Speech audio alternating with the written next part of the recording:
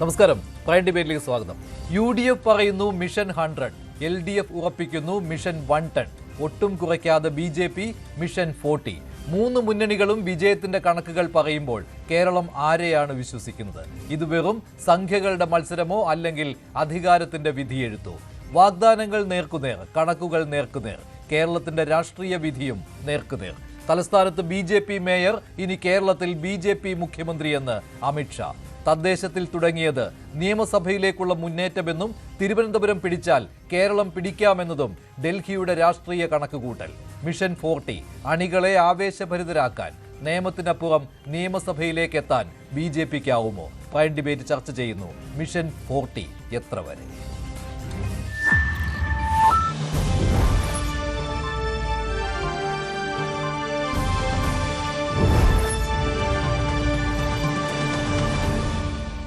തെരഞ്ഞെടുപ്പ് പ്രചാരണങ്ങൾ ഇത്തവണ നേരത്തെ തുടങ്ങുവാനാണ് BJPയുടെ തീരുമാനം. അമിത്ഷാ ഇന്നലെ തലസ്ഥാനത്തെത്തിയതോടെ ഇതിലേക്കുള്ള ആദ്യ ചവിട്ടുപടിയായി കഴിഞ്ഞു. സ്ഥാനാർത്ഥി പ്രഖ്യാപനവും നേരത്തെ തുടങ്ങുവാനാണ്, നേരത്തെ തന്നെ സ്ഥാനാർത്ഥി പ്രഖ്യാപനം നടത്താനാണ് BJPയുടെ തീരുമാനം. മിഷൻ 40 പ്രഖ്യാപനവുമായി മുന്നോട്ട് പോകുന്ന BJP എത്ര വരെ മുന്നേറും? Doctor G. Gopakumar, Shri Mohan Varghese, advocate S. Jayasuryan, Shri OK Farooq എന്നിവരാണ് പ്രൈം ഡിബേറ്റിൽ ചേരുന്നത്. ആദ്യം അഡ്വക്കേറ്റ് S. ജയസൂര്യൻ, ഇത്തവണയും കഴിഞ്ഞ തവണത്തെ പോലെ തന്നെയാണല്ലോ, ആദ്യം തുടങ്ങുവാനായിട്ട് സാധിക്കുന്നുണ്ട് അമിത്ഷായുടെ ഈ വരവോടെ. പക്ഷേ ഈ 40 സീറ്റുകൾ ലക്ഷ്യമിട്ട് 15 എണ്ണമെങ്കിലും പിടിക്കുവാനുള്ള കണ്ണുവെച്ചുള്ള ഈ തുടക്കം, ഇത് എത്ര വരെ എന്നുള്ള ചോദ്യം സ്വാഭാവികമാണല്ലോ. ഇന്ത്യയിലെ എല്ലാ സംസ്ഥാനങ്ങളിലും BJP നടത്തിയ മുന്നേറ്റം ഏതാണ്ട് ഇതേ രീതിയിൽ തന്നെയായിരുന്നു. അതായത് 2014 11% കേരളത്തില് വോട്ട് വിഹിതം ഉണ്ടായിരുന്നുവെങ്കിൽ അത് 2019 എത്തിയപ്പോൾ 16%, 2024 20% വർദ്ധിച്ചു. മറ്റ് സംസ്ഥാനങ്ങളിലും BJPയുടെ വോട്ട് വിഹിതത്തിൽ ക്രമാനുഗതമായ വളരെ പതുക്കെയുള്ള വളർച്ചയാണ് ഏതാണ്ട് 20% എത്തുന്നത് വരെ ഉണ്ടായിരുന്നത്. എന്നാൽ 20% കടന്നതോടുകൂടി മറ്റെല്ലാ സംസ്ഥാനങ്ങളിലും അത് വളരെ പെട്ടെന്നാണ് 30%, 35%, 40% എന്നിങ്ങനെ വളർന്നത്. അതങ്ങനെയാണ്, അതിനൊരു ത്രെഷോൾഡ് ഉണ്ട്. അപ്പോൾ വോട്ട് വർദ്ധിക്കുന്നതിന്റെയും ഒരു ഘടന വെച്ച് പരിശോധിക്കുമ്പോൾ കേരളത്തില് ഇനി മുന്നോട്ടുള്ള പോക്ക് വളരെ എളുപ്പമാണ്. അതൊരു വലിയ കുതിച്ചുചാട്ടം തന്നെ ആയിരിക്കുകയും ചെയ്യും. അതുകൊണ്ടാണ് ശ്രീ അമിത്ഷാജി അങ്ങനെ തന്നെ പറഞ്ഞത്, 20-ൽ നിന്ന് 30-ലേക്കും 30-ൽ നിന്ന് 40-ലേക്കുമുള്ള ദൂരം വളരെ വളരെ കുറവായിരിക്കും എന്ന്. നാളിതുവരെയുള്ള ഇന്ത്യയിലെ മറ്റ് സംസ്ഥാനങ്ങളിൽ BJP നടത്തിയ മുന്നേറ്റങ്ങൾ പരിശോധിക്കുമ്പോൾ നമുക്കിത് സത്യമാണ് എന്ന് ബോധ്യമാവുകയും ചെയ്യും. പണ്ട് പാർലമെന്റിൽ 2 സീറ്റ് ഉണ്ടായിരുന്നിടത്തുനിന്ന് വളരെ പെട്ടെന്നാണ് അത് 86-ലേക്കും പിന്നെ അതിന് മുകളിലേക്കും ഭൂരിപക്ഷത്തിലേക്കും ഭരണത്തിലേക്കും വന്നത് എന്ന് നമുക്കറിയാം. അതുപോലെ തന്നെ മണിപ്പൂരിലും ത്രിപുരയിലുമൊന്നും ഒരു സീറ്റ് പോലും ഇല്ലാതിരുന്ന ഒരു കാലഘട്ടത്തിൽ നിന്ന് തുടർച്ചയായ ഭരണം എന്ന അവസ്ഥയിലേക്ക് വന്നു. ഉത്തർപ്രദേശിലാണെങ്കിൽ 400 സീറ്റിൽ കേവലം 25 സീറ്റ് മാത്രം ഉണ്ടായിരുന്ന BJP ഇപ്പോൾ തുടർച്ചയായി 2 തവണ ഭരിക്കുന്ന അവസ്ഥയിലേക്ക് എത്തി. ഗുജറാത്തിലും രാജസ്ഥാനിലും മധ്യപ്രദേശിലും എല്ലായിടത്തും ആദ്യത്തെ തുടക്കം വളരെ പതുക്കെയായിരുന്നു. 6%, 11%, 18% അങ്ങനെയൊക്കെ ആയിരുന്നു. പക്ഷെ 20 കടന്നതോടുകൂടി അതിവേഗത്തിലായി വളർച്ച. ഇത് തന്നെ കേരളത്തിലും ആവർത്തിക്കും എന്ന കാര്യത്തിൽ BJPക്ക് ആത്മവിശ്വാസമുണ്ട്. അതിനനുകൂലമായ ഒരു രാഷ്ട്രീയ സാഹചര്യം കൂടി കേരളത്തിലുണ്ട്.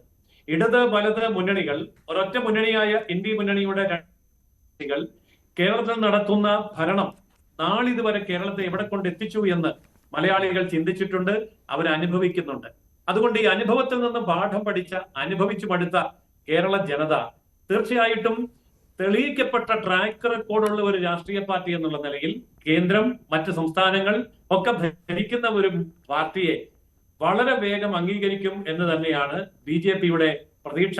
ആ പ്രതീക്ഷയാണ് കൃത്യമായ കണക്കുകളിലൂടെ അമിത്ഷാ ഇവിടെ പ്രഖ്യാപിച്ചത്. ശരി, ശ്രീ മോഹൻ വർഗീസ്, ഈ മിഷൻ 40 എന്ന് പറയുമ്പോൾ ഈ 40%-ലേക്കുള്ള വളർച്ച എന്നും പറയാം, 40 സീറ്റുകൾ കണ്ണുവെച്ചുള്ള BJPയുടെ തുടക്കം എന്നും പറയാം. പക്ഷേ ഈ പറയുന്ന അത് ലോജിക്കിന് അനുസരിച്ചുള്ള കാര്യമാണോ?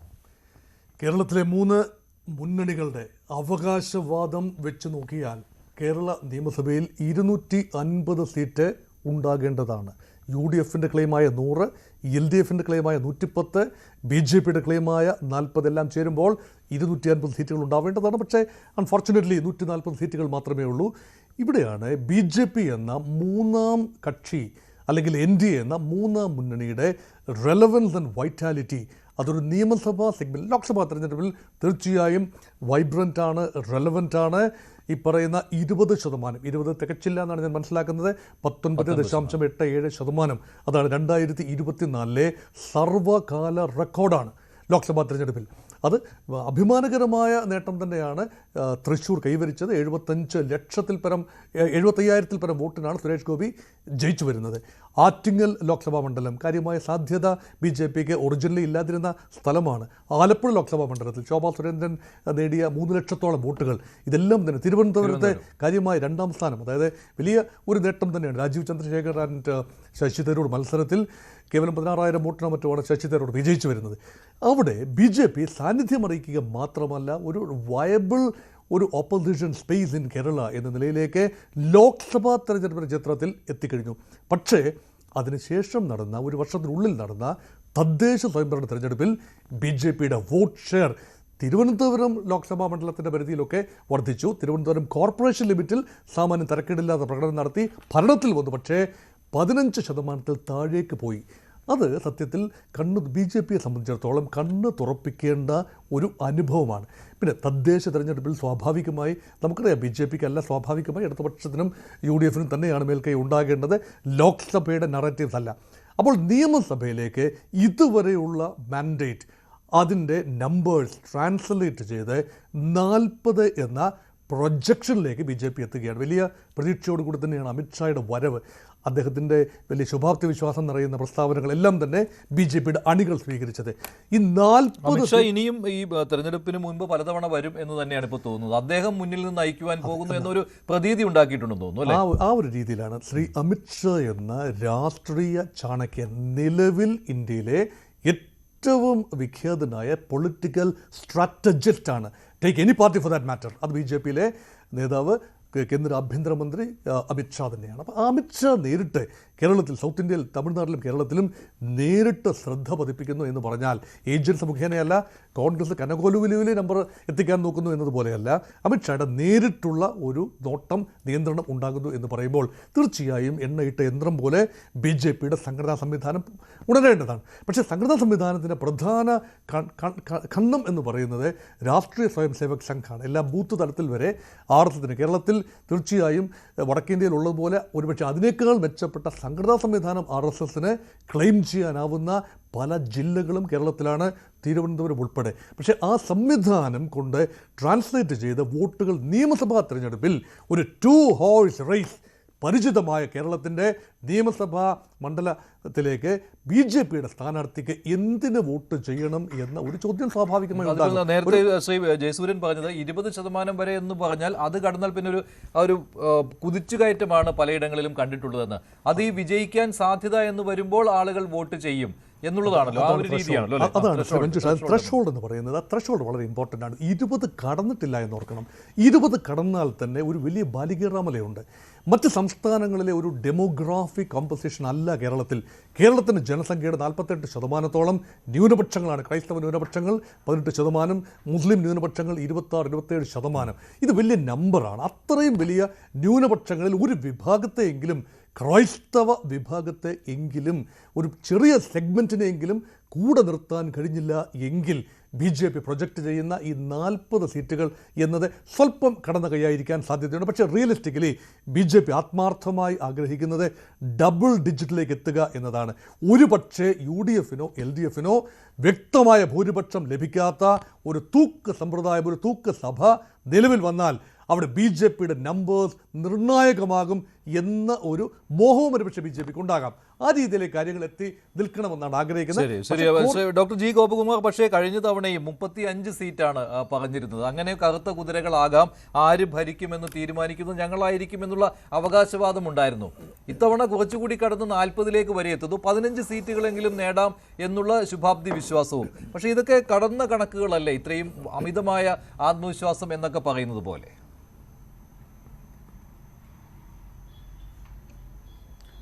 അതെ, കേരള രാഷ്ട്രീയത്തിൻ്റെ ഒരു ചരിത്ര പശ്ചാത്തലം നോക്കിയാലും മോഹൻ വർഗീസ് ചൂണ്ടിക്കാണിച്ച പോലെ ജനസംഖ്യാ തരത്തിലുള്ള അനുപാതം നോക്കിയാലും വലിയൊരു ബാലികേറ മലയാണ് BJPയുടെ മുമ്പിലുള്ളത്.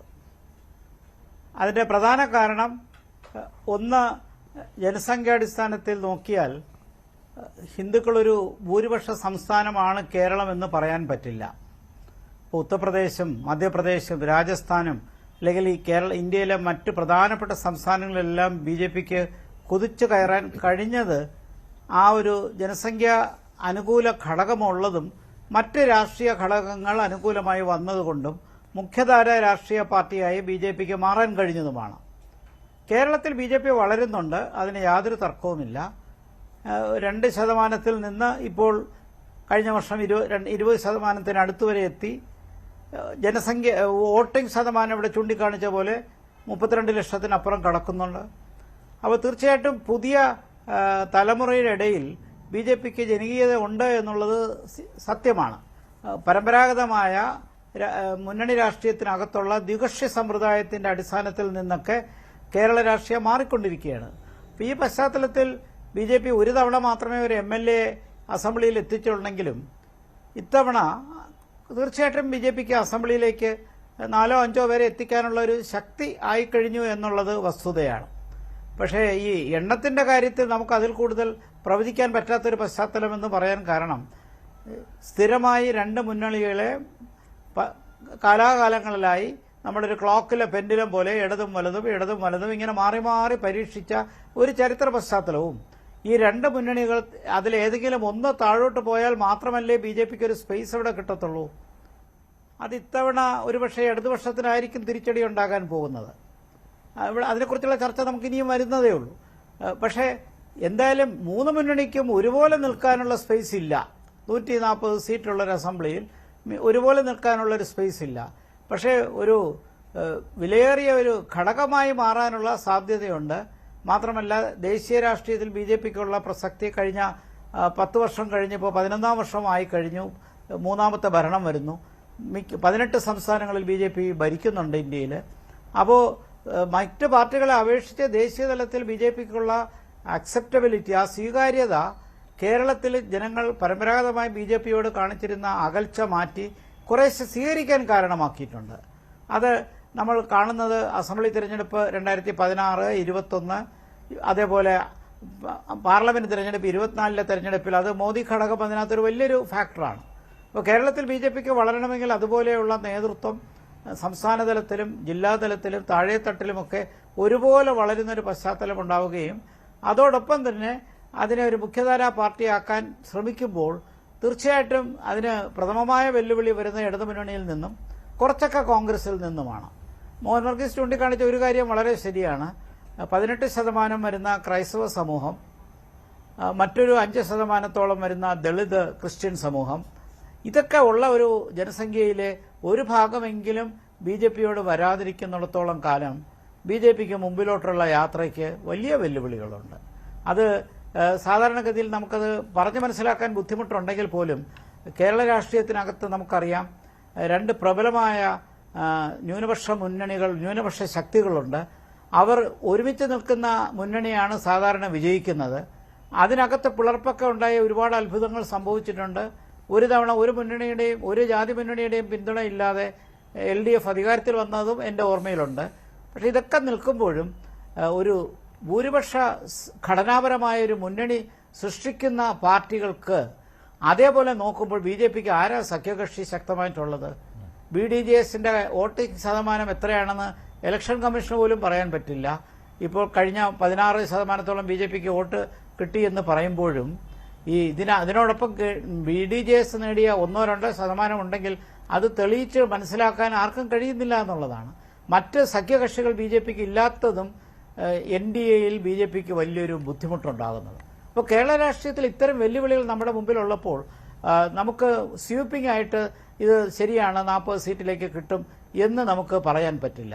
അതിന് കാരണം കേരള രാഷ്ട്രീയത്തിന്റെ വ്യക്തമായ ചരിത്ര പശ്ചാത്തലവും ആനുകാലിക പശ്ചാത്തലവും ഒക്കെ നമുക്ക് നന്നായിട്ട് അറിയുകയും അത് നേരിടുന്ന വെല്ലുവിളികൾ, ഈ നേരിടുന്ന വെല്ലുവിളിയെ മാറ്റിമറിച്ചുകൊണ്ടൊരു തരംഗമുണ്ടാക്കാൻ ശ്രമിക്കാൻ ഈ തെരഞ്ഞെടുപ്പിൽ കഴിയുമോ അതോ ഇനി വരും തെരഞ്ഞെടുപ്പുകളിലാണോ എന്നുള്ളതൊക്കെ നമ്മൾ കാണേണ്ട കാര്യം. ശരി, doctor G Gopakumar. Shri OK Farooq, ഇപ്പോൾ ഡോക്ടർ ജി ഗോപകുമാർ പറഞ്ഞത് വെച്ച് നോക്കിയാൽ ഇടയ്ക്ക് അദ്ദേഹം പറഞ്ഞിരുന്നു BJP വളരുന്നത് അത് ഇത്തവണ ചിലപ്പോൾ LDFനായിരിക്കും ദോഷമുണ്ടാക്കുക എന്ന്.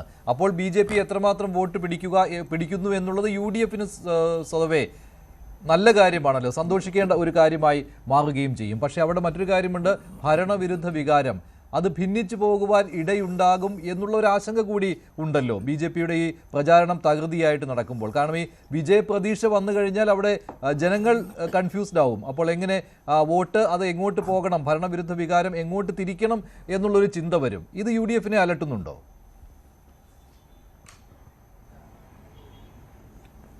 ഞാൻ മഞ്ജുഷേ, ആദ്യമായിട്ട് എനിക്ക് 2026 ഏറ്റവും വലിയൊരു തമാശയായിട്ടാണ് BJPയുടെ മിഷൻ 40 സീറ്റ്സ് എന്നുള്ള അവരുടെ ഈ പ്രഖ്യാപനത്തെ എനിക്ക് കാണാൻ കഴിഞ്ഞത്. കാരണം 2021 നിയമസഭാ തെരഞ്ഞെടുപ്പിന്റെ തൊട്ടു മുമ്പ് അന്ന് അമിത്ഷാ അല്ല വേറൊരു വ്യക്തി, പേര് സുരേന്ദ്രൻ എന്നാണ്, ആ സുരേന്ദ്രൻ പറഞ്ഞത് ഞങ്ങൾ കേരളത്തിൽ 30 സീറ്റ് നേടാൻ പോവുകയാണ് എന്നും അങ്ങനെ 30 സീറ്റ് നേടിക്കഴിഞ്ഞാൽ കേരളത്തിലെ സെക്രട്ടേറിയറ്റിലെ നോർത്ത് ബ്ലോക്കിലെ 1ാമത്തെ റൂമിൽ ഞങ്ങളൊരു മുഖ്യമന്ത്രി ഉണ്ടാകുമെന്ന് പറഞ്ഞ BJPയുടെ അന്നത്തെ സംസ്ഥാന അധ്യക്ഷൻ K. സുരേന്ദ്രൻ പറഞ്ഞു.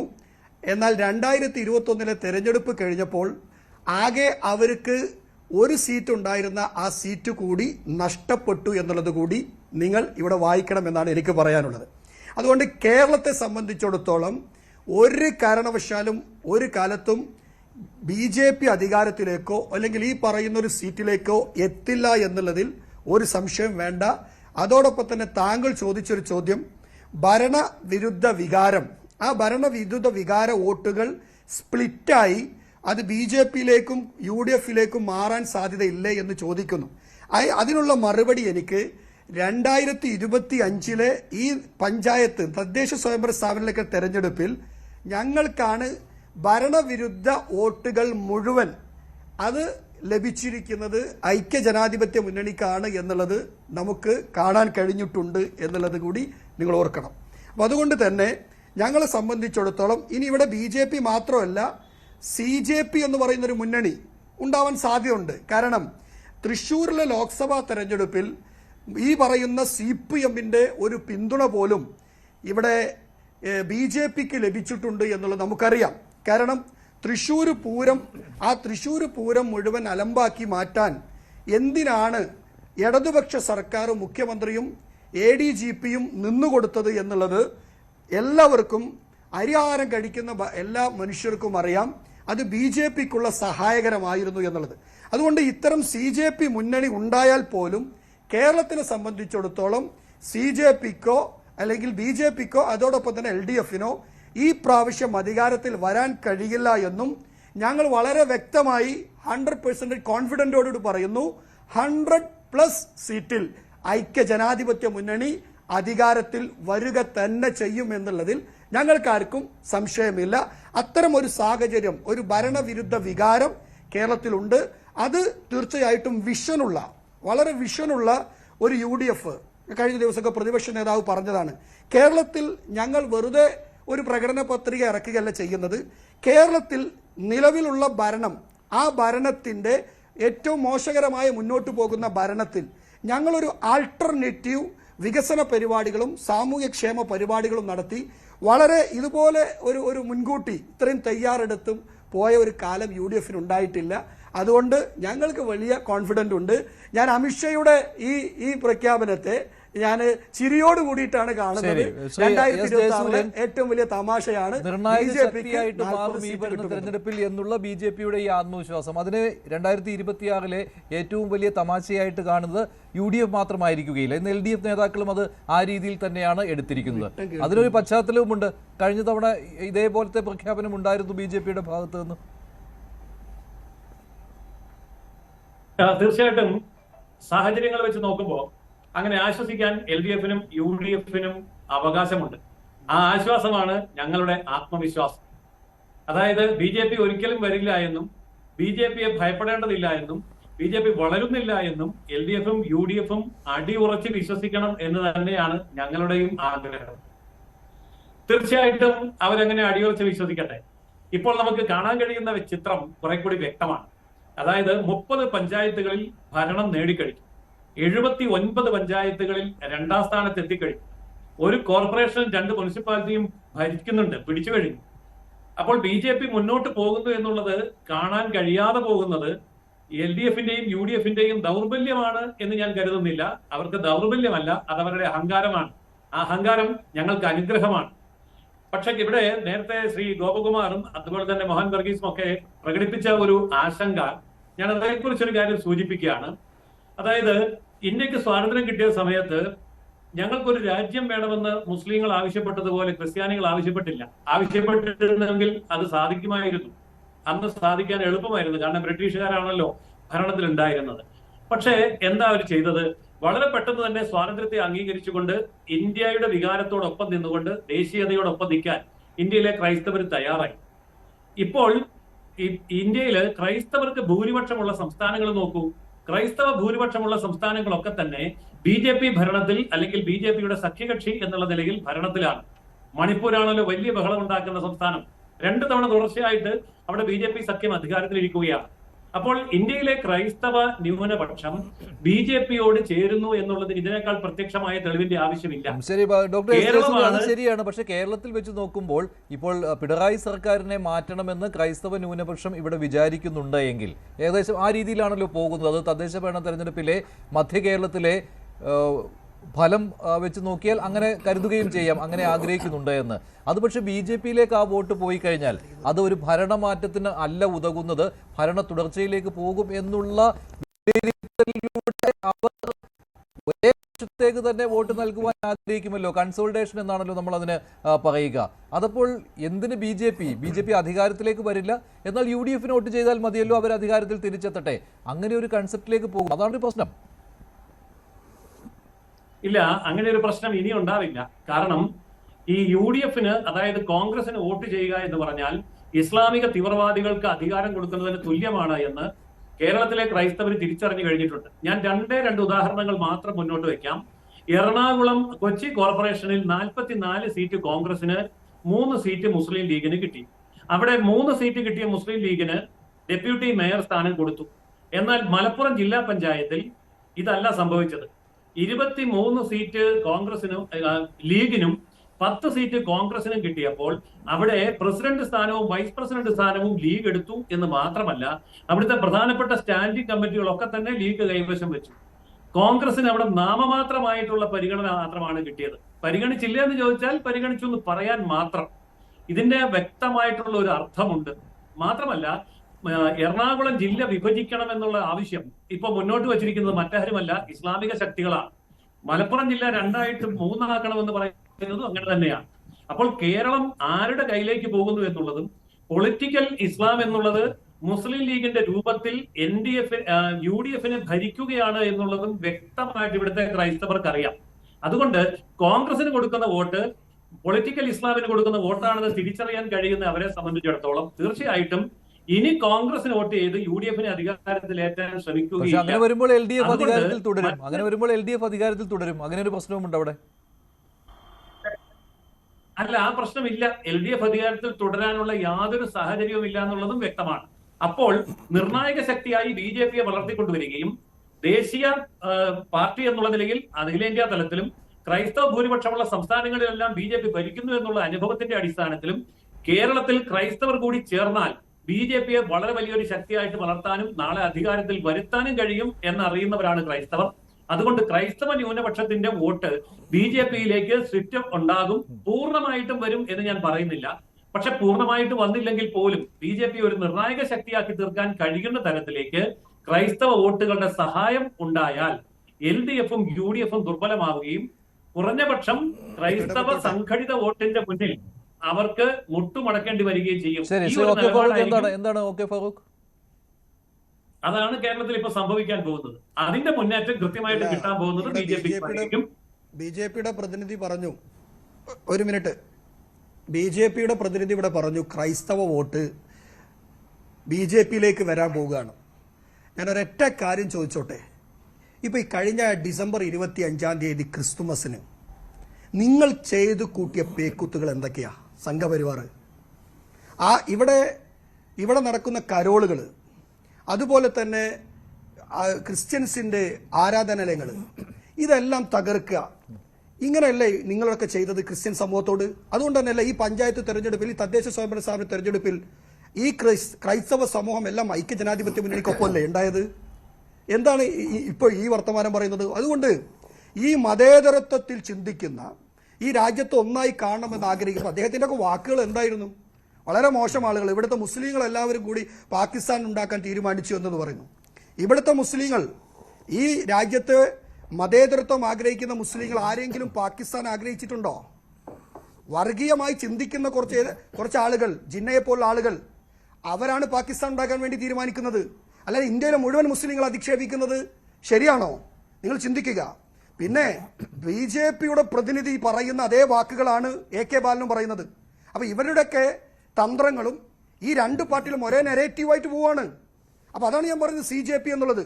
അതുകൊണ്ട് താങ്കൾ ഒരു കാര്യം മനസ്സിലാക്കിയോളൂ, മനസ്സിൽ നിന്നിങ്ങനെ കണ്ടിരുന്നോ 40 സീറ്റ് എന്നുള്ളത്? ഇത് കേരളമാണ്, ഇത് പ്രബുദ്ധ കേരളമാണ്, വർഗീയവാദികളെ തുടച്ചു നീക്കിയ കേരളമാണ്. ഇവിടെ സംഘപരിവാറിന് ഒരു കാരണവശാലും ഇവിടെ എൻട്രി കൊടുക്കാത്ത നാടാണ്. ഒരൊറ്റ MLA മാത്രമാണ് നിയമസഭയിൽ ഉണ്ടായിരുന്ന നേമത്ത്. അത് തുടച്ചു നീക്കിയ കേരളത്തിന്റെ മണ്ണിനകത്ത് സ്വപ്നം കാണുക എന്നല്ലാതെ, ഇടയ്ക്കിടയ്ക്ക് സ്വപ്നം കാണുക, അങ്ങനെ ആനന്ദം നേടുക എന്നല്ലാതെ BJP കഴിയില്ല. കാരണം ഈ BJPയുടെ പ്രതിനിധിയുടെ വാക്കുകളാണ് ഞാൻ പറഞ്ഞത്. ക്രൈസ്തവ സമൂഹമായാലും മുസ്ലിം സമൂഹമായാലും ഹിന്ദു സമൂഹമായാലും പക്ഷേ നിയമസഭാ തെരഞ്ഞെടുപ്പിൽ പ്രകടമാകുവാനുള്ള എന്ത് സാധ്യതയാണുള്ളത്? അങ്ങനെ പ്രകടമായാൽ പോലും അത് LDFനല്ലേ അനുകൂലമായി വരിക? Shri Manjush, Christian outreach BJP വളരെ ആത്മാർത്ഥമായി തന്നെ ഇന്നലെ തുടങ്ങിയതല്ല, ഏതാനും വർഷങ്ങളായി തുടരുന്ന ഒരു കാര്യമാണ്. ക്രൈസ്തവ സഭയുമായി ബന്ധപ്പെട്ട ആചാരങ്ങൾ, പ്രത്യേക അവസരങ്ങൾ, ക്രിസ്തുമസ് നയതന്ത്രം, ഈസ്റ്റർ നയതന്ത്രം, കേക്ക് നയതന്ത്രം, വൈൻ നയതന്ത്രം, പല രൂപത്തിലാണ് ഈ പേരുകൾ വരുന്നത്.